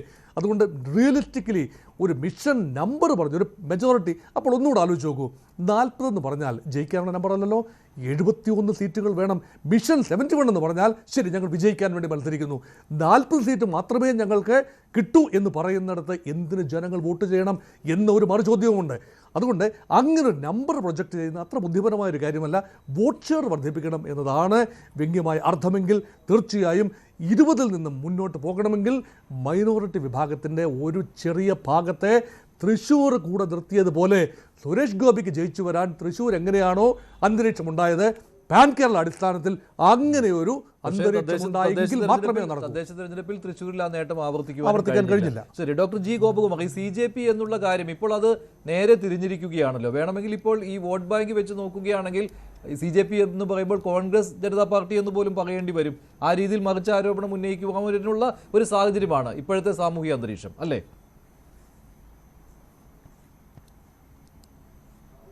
അല്ല, ഇവിടെ പറഞ്ഞു വന്നപ്പോൾ എനിക്ക് മനസ്സിലാക്കാൻ പറ്റുന്നത്, ഇപ്പോൾ കോൺഗ്രസ് പഴയ കണക്ക് നോക്കിയാൽ ഹിന്ദുക്കളുടെ ഒരു താരതമ്യേന CPM കഴിഞ്ഞാൽ തൊട്ട് 2ാം സ്ഥാനത്ത് ഹിന്ദുക്കളുടെ വോട്ട് ഷെയർ കോൺഗ്രസിന് കിട്ടിയിരുന്നൊരു കാലമുണ്ടായിരുന്നു. ആ ഒരു സാഹചര്യത്തിൽ ഈ പറയുന്ന തിയറി മോഹൻ വർഗീസ് പറഞ്ഞത് കറക്റ്റാണ്. പക്ഷെ ഇപ്പോൾ അതല്ലല്ലോ സ്ഥിതി. ഇപ്പോൾ കോൺഗ്രസിന്റെ പ്രതിനിധി ഇവിടെ ഉണ്ട്. വാസ്തവത്തിൽ നിങ്ങൾ തന്നെ എടുത്ത് നോക്കണം, ശബരിമല ഉൾപ്പെടെയുള്ള മേഖലയിലുള്ള സമരത്തിന് കിട്ടുന്ന പിന്തുണ, പക്ഷേ ഹിന്ദു സമുദായത്തിൽ കോൺഗ്രസിന് ഇന്ന് ഇപ്പോൾ എത്ര ശക്തിയുണ്ട് എന്നുള്ളത് മനസ്സിലാക്കണം. വാസ്തവത്തിൽ ഹിന്ദുക്കളുടെ പ്രത്യേകിച്ച് ഏറ്റവും ഡോമിനന്റ് ആയിട്ട് ഹിന്ദു കമ്മ്യൂണിറ്റിയിലുള്ളത് OBC വിഭാഗ സമുദായമാണ്. അത് എൻ ബ്ലോക്കും പരമ്പരാഗത വന്നു കഴിഞ്ഞാൽ 13% നായേഴ്സും 1% ബ്രാഹ്മിൺസും നമ്പീസുമാണ്. വാസ്തവത്തിൽ അവിടെ കോൺഗ്രസിന് ന്യൂനപക്ഷമാണ്. അത് വേണമെങ്കിൽ സർവേ ചെയ്ത് നോക്കിയുള്ളൂ. അപ്പൊ അതുകൊണ്ട് കോൺഗ്രസിൽ നിന്ന് വലിയൊരു ഒഴുക്ക് BJPയിലേക്ക് വരാൻ പറയുന്നത് അത്ര സാധ്യമല്ല. കാരണം കോൺഗ്രസിലുള്ള ഹിന്ദുക്കൾ അവിടെ തന്നെ നിൽക്കുകയാണ്. അതിലേക്ക് മാറ്റം വരാൻ വലിയ സാധ്യത ഞാൻ കാണുന്നില്ല. മറിച്ച് ലെഫ്റ്റിൽ നിന്നുള്ള ഇറോഷനാണ് കഴിഞ്ഞ പാർലമെന്റ് തെരഞ്ഞെടുപ്പിൽ CPMനെ അമ്പരിപ്പിച്ചത്. അത് തിരിച്ചുപിടിക്കാനുള്ള ഒരു ശ്രമമാണ് ഇപ്പോൾ ഹിന്ദുക്കളുടെ വഴി ഈ ജമാഅത്തിന്റെ കാര്യം പറഞ്ഞ് പാർട്ടി ശ്രമിക്കുന്നത്. അത് ഗുണത്തെക്കാൾ ദോഷം ചെയ്യുമെന്ന് ഞാൻ നേരത്തെ തന്നെ CPMന്റെ കാര്യത്തിൽ പറയുകയുണ്ടായി. അപ്പോൾ തിരിച്ചപ്പോൾ കോൺഗ്രസിനെ സംബന്ധിച്ചിടത്തോളം കോൺഗ്രസിന്റെ ഉള്ള ബേസ്, ഹിന്ദു ബേസ് അത് നഷ്ടപ്പെടുത്താതിരിക്കുകയും അതേസമയം അതിനെ ശക്തമായി പിന്തുണയ്ക്കുന്ന ക്രൈസ്തവ വിഭാഗവും മുസ്ലിം വിഭാഗത്തിന്റെ വോട്ട് ബേസ്, അത് ദേശീയ സ്വഭാവമുള്ള ആൾക്കാരുടെ വോട്ട് ബേസ് ഉണ്ട്, അത് നിലനിർത്തുകയും ഇതിനോടൊപ്പം ചേർന്ന് ഭരണവിരുദ്ധ വികാരത്തിന്റെ അടിത്തറയായിട്ട് UDFനെ മാറ്റാനും ശ്രമിക്കുന്ന ആ ഒരു പ്രോസസ്സിലാണ് കോൺഗ്രസ് ഇപ്പോൾ നിൽക്കുന്നതെന്നാണ് എനിക്ക് മനസ്സിലാവുന്നത്. അപ്പോൾ കോൺഗ്രസിന്റെ ക്ഷീണമല്ല BJPയുടെ വളർച്ചയിൽ നിന്ന് വരാൻ പോകുന്നത്, ശരിക്കും ലെഫ്റ്റിന്റെ ക്ഷീണമാണ് വരാൻ പോകുന്നത്. അത് പിന്നെ രാജീവ് ചന്ദ്രശേഖർ തന്നെ ഓൾറെഡി പറഞ്ഞു കഴിഞ്ഞു. ഇവിടെ പ്രധാനമായും മത്സരം ഞങ്ങളും UDFും തമ്മിലാണ്. ഞങ്ങളെന്ന് പറഞ്ഞാൽ NDAയും UDFും തമ്മിലാണ് എന്ന് പറയുമ്പോൾ ഇടതുപക്ഷത്തെ പരിഗണിക്കുന്നില്ല എന്നുള്ളതാണ്. അതൊരർത്ഥത്തിൽ പറഞ്ഞത് വളരെ ശരിയാണ്. കാരണം നിങ്ങൾ ലെഫ്റ്റിന്റെ വോട്ട് ഷെയർ നോക്കിയാൽ അതിനകത്ത് ഐഡിയോളജിയൊക്കെ അവിടെ ഇരിക്കട്ടെ, അതിനകത്ത് വരുന്ന സിംഹഭാഗം ഏറ്റവും കുറഞ്ഞൊരു 65% വരുന്നത് ഹിന്ദു വോട്ട് ബേസാണ്. അപ്പം നഷ്ടം കോൺഗ്രസിനാണോ ലെഫ്റ്റിനാണോ? ഈ ഭാഗം ശ്രദ്ധിക്കാതെ പോകരുതെന്നാണ് എൻ്റെ ഒരു അഭിപ്രായം. അപ്പോൾ അതുകൊണ്ട് തീർച്ചയായിട്ടും ലെഫ്റ്റ് എടുത്തിരിക്കുന്ന നടപടി വലിയൊരു തിരിച്ചടിക്ക് സാധ്യതയുണ്ട് ലെഫ്റ്റിനെ സംബന്ധിച്ചിടത്തോളം. അപ്പോൾ ഇത് കോൺഗ്രസിൽ BJPയിലാണോ ലെഫ്റ്റിലാണോ ഹിന്ദു ബേസ് നിൽക്കുന്നത് എന്നുള്ളതല്ല. ഇവിടെ വരുന്ന ഒരു അപകടകരമായൊരു നറേറ്റീവ് ഉണ്ട്. ആ നറേറ്റീവ് ധ്രുവീകരണത്തിന്റെ നറേറ്റീവാണ്. അത് BJP പറയുന്നതിനേക്കാൾ ശക്തമായി ലെഫ്റ്റ് പറയുന്നു എന്നുള്ളൊരു വിരോധാഭാസമാണ് ഇവിടെ നിൽക്കുന്നത്. അപ്പോൾ ഞാൻ ഒരു പരിധിവരെ മോഹൻ വർഗീസുമായിട്ടും വ്യത്യാസപ്പെടുത്തിയാണ് ഞാൻ പറയുന്നത്. മോഹൻ വർഗീസ് കൊണ്ടുവന്ന ആ സിദ്ധാന്തത്തിൽ നിന്ന് കുറച്ച് മാറിയാണ് ഞാൻ പറയുന്നത്. അതിന്റെ പ്രധാന കാരണം കോൺഗ്രസിനെ സംബന്ധിച്ചിടത്തോളം കോൺഗ്രസിന് ഇനി അവിടെ റീജുവനേറ്റ് ചെയ്യുന്ന ഒരു ഹിന്ദു ബേസ് ഉണ്ടായിരുന്ന ഒരു പരമ്പരാഗതമായ ഒരു കാലഘട്ടം ഉണ്ടായിരുന്നു. ആ കാലഘട്ടമൊക്കെ കാലക്രമേണ നഷ്ടപ്പെട്ട് വന്നിരിക്കുന്ന ഒരു പശ്ചാത്തലമാണ്. ഭരണവിരുദ്ധ പ്രകാരം തീർച്ചയായിട്ടും ഗുണം കിട്ടുന്നുണ്ട്. പക്ഷേ സോഷ്യൽ ബേസ് നിങ്ങളതിന്റെ കമ്മ്യൂണൽ ബേസ് എടുത്ത് നോക്കൂ. ഞാൻ ഉറപ്പിച്ച് പറയാം, ഹിന്ദു വോട്ട് ബേസ് കോൺഗ്രസിൽ ദുർബലമാണ്. ഒരു തിയറി വെച്ചുകൊണ്ടാണ്, ഒരു മുൻവിധി വെച്ചുകൊണ്ടാണ് ഇതെല്ലാം നമ്മൾ പറയുന്നത്. അതെ, അതിനുള്ള സാധ്യത വളരെയധികമുണ്ട്. അതിനുള്ള സാധ്യത നന്നായിട്ടുണ്ട്. അതിനോടൊപ്പമുള്ള പൊളിറ്റിക്കൽ മാൻഡേറ്റാണ് ആന്റി ഇൻകംബൻസി എന്ന് പറയുന്നത്. അപ്പോൾ ഈ ചുരുക്കത്തിൽ ലെഫ്റ്റും BJPയും ഫോക്കസ് ചെയ്യുന്ന കോൺസ്റ്റിറ്റ്യുവൻസി സെയിം ആണ്. ഒരേ കോൺസ്റ്റിറ്റ്യുവൻസിയിലാണ് അതൊരു ഫോക്കസ് ചെയ്യണം. അതിൻ്റെ ഒരു അബദ്ധം ലെഫ്റ്റിനാണ് കൂടുതൽ സംഭവിക്കാൻ പോകുന്നത്. കാരണം BJPയെ സംബന്ധിച്ചിടത്തോളം BJP വളരെ ക്ലിയർ ആണ് അവരുടെ ഐഡിയോളജിയെ സംബന്ധിച്ചിടത്തോളം.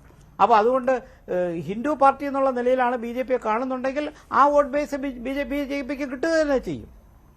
അതുകൊണ്ട് അപ്പോൾ മാത്രമല്ല, ഈ തിരഞ്ഞെടുപ്പിനെ സംബന്ധിച്ചിടത്തോളം BJP ഉദ്ദേശിക്കുന്നത് 40 സീറ്റ് എന്നൊക്കെ പറയുന്നതിന് ഒരു അർത്ഥമുണ്ട്. കാരണം അതൊരു ബാൻഡ് വാഗൺ എഫക്റ്റ് കൊടുക്കാനാണ്. അങ്ങനെ പറഞ്ഞിട്ട് അത് കിട്ടിയില്ലെങ്കിലും സാരമില്ല.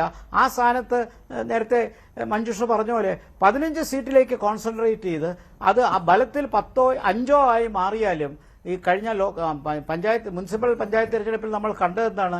BJPയുടെ വോട്ട് ഷെയർ കൂടിയില്ല, പക്ഷെ ചില മേഖലകളിൽ BJPക്ക് സീറ്റുകൾ കൂടി. കോഴിക്കോട് പോലും സീറ്റ് കിട്ടിയിട്ടുണ്ട്, കൊല്ലത്ത് സീറ്റ് കിട്ടിയിട്ടുണ്ട്. അപ്പോൾ പല മേഖലയിലും BJPക്ക് കോർപ്പറേഷനിൽ സീറ്റ് വർദ്ധിച്ചിട്ടുണ്ട്, അർബൻ ബേസിൽ വർദ്ധിച്ചിട്ടുണ്ട്. അത് മൊത്തത്തിലുള്ള വോട്ട് ഷെയർ കുറയുമ്പോഴും ചില മേഖലയിൽ കൺസോളിഡേറ്റ് ചെയ്യാൻ പറ്റുന്നുണ്ട്. അങ്ങനെ ഒരു കൺസോളിഡേഷൻ ഈ ഇലക്ഷനിൽ സംഭവിക്കില്ല ആ നിലയ്ക്ക് എന്നെങ്ങനെ പറയാൻ പറ്റും? ആ നിലയ്ക്ക് BJPക്ക് അസംബ്ലിയിലേക്ക് 4-5 MLA-മാരെ കൊണ്ടുവരാൻ കഴിഞ്ഞാൽ വോട്ടിംഗ് ശതമാനം പഴയതുപോലെ നിൽക്കുകയാണെങ്കിലും നിങ്ങൾ അതിനെ എങ്ങനെ ഇന്റർപ്രറ്റ് ചെയ്യും? ശരി, ഫറൂഖ്, താങ്കളാണ് പറയേണ്ടത്. അല്ല, ഒരു കാര്യം അങ്ങനെ ഒരു സാധ്യത ഞാൻ ഒന്ന് പറഞ്ഞു ജയസൂര്യൻ, മഞ്ജുഷേ. അതായത് ഞാനൊരു ചെറിയ കാര്യം പറയാം. അപ്പൊ അതിൽ നിന്ന് കാര്യങ്ങൾ ഈ ശതമാനമാണോ എണ്ണമാണോ എന്നുള്ളത് വ്യക്തമാകും. ഇപ്പൊ CPI എന്ന് പറയുന്ന പാർട്ടിക്ക് 8% സീറ്റ്, 17 MLA-മാർ. ലീഗ്, മുസ്ലിം ലീഗിന് 7% വോട്ട്, 15 MLA-മാർ. മാണി കേരള കോൺഗ്രസിന് 3% വോട്ട്, 5 MLA-മാർ. ജോസഫ് കേരള കോൺഗ്രസിന് 2% വോട്ട്, 2 MLA-മാർ. ഇത് ശതമാന കണക്കെല്ലാം കൂടെ കൂട്ടിയാൽ CPIയും മുസ്ലിം ലീഗും മാണിയും ജോസഫും കൂടെ കൂടുന്നത് 20% വോട്ടാണ്. ആ 20% വോട്ട് BJPക്കുണ്ട്, ഒറ്റ MLA പോലും ഇല്ല. പക്ഷെ അത് കേരളത്തിലെ സഖ്യങ്ങളുടെ ഒരു പ്രശ്നമാണ്, മുന്നണി സംവിധാനത്തിന്റെ ഒരു പ്രശ്നമാണ്. ശ്രീ ജയസൂര്യൻ, അത് മുന്നണി ഉണ്ടാക്കുവാൻ നിങ്ങൾക്ക് കഴിയുന്നില്ല എന്ന വിഷയമുണ്ട് അതിൽ. ഞാൻ പറയുന്ന മഞ്ജുഷ അത് തന്നെയാണ്. അപ്പോൾ ഇവർക്ക് 39 സീറ്റുണ്ട്. ഈ പറയുന്ന 4 പാർട്ടികൾക്ക് കൂടി 39 MLA-മാരുണ്ട്. ആ 39 MLA-മാർ 20% വോട്ടിൽ നിന്നാണ് ഉണ്ടായത്. BJP ഇപ്പൊ 20% നിൽക്കുമ്പോൾ BJPക്ക് അനുകൂലമായിട്ടുള്ള ഒരു ചെറിയ സ്വിങ് ഏതെങ്കിലും ഒരു ഭാഗത്തു നിന്നുണ്ടായാൽ ഇതേ സംഭവം തന്നെ കേരളത്തിൽ ഉണ്ടാകാൻ യാതൊരു ബുദ്ധിമുട്ടുമില്ല. അത് സംഭവിച്ചു കഴിഞ്ഞായിരിക്കും ഒരു ഞെട്ടലോടെ എല്ലാവരും. ശരി, നന്ദി. ചർച്ചയിൽ പങ്കെടുത്ത എല്ലാവർക്കും എന്റെ ചോദ്യം ഇതായിരുന്നു: കഴിഞ്ഞ തവണത്തേക്കാൾ BJPക്ക് നേട്ടമുണ്ടാക്കാൻ കഴിയുമോ? നേട്ടമുണ്ടാക്കാൻ കഴിയുമെന്ന് 52% പ്രേക്ഷകർ, ഇല്ല എന്ന് 46%. രണ്ടുപേരും അവസാനിക്കുന്നു. നന്ദി.